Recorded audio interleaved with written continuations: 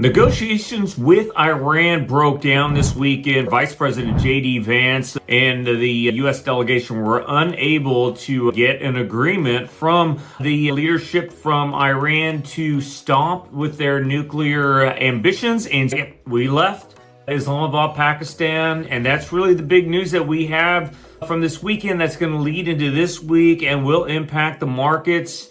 The Navy has sent a couple destroyers through the Strait of Hormuz and are contemplating probably going to start a naval blockade.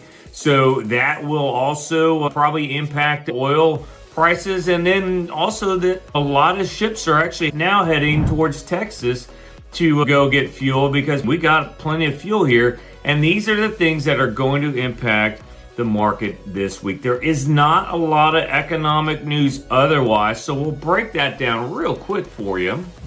We do have a couple of home reports coming out this week. Monday, we have existing home sales report. Tuesday, we have the producer price index, which is the wholesale inflation report, the brother to the consumer price index, which came out on Friday last week and actually was not as bad as expected. Certainly in the core, which strips out fuel and our energy and food prices.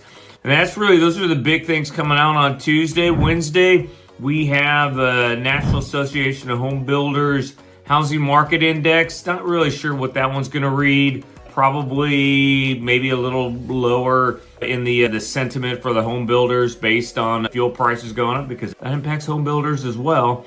And then Thursday, we get the typical initial jobless claims, continuous jobless claims. We get a Philadelphia Fed manufacturing survey come out. And really, that's about it for the economic news of the week.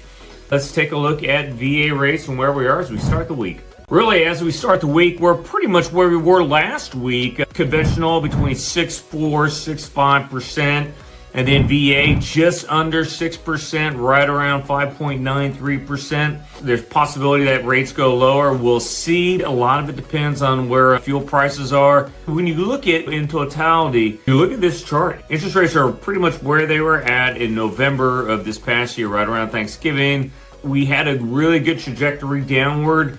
We're still in a pretty good spot and lower than we have been really in much of the last really 3 years. Overall, the trend is good despite what's going on in Iran. Obviously, a ceasefire that grows beyond 2 weeks, an agreement between us and Iran on a peaceful way ahead, that will help out. But my honest take on this is I don't think Iran's going to give in. I think Iran is going to do something stupid and they're going to cause more pain for themselves. That's just the way I see it. They're going to hit a ship, whether it's a Navy ship or foreign flag ship with a mine, and it's basically all hell's going to break loose.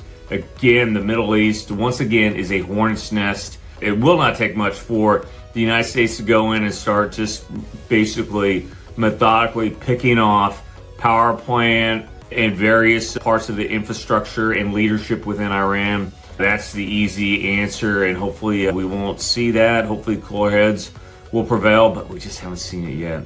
All right, that's all I got for you this week. You have a great week and stay positive. All right, bye.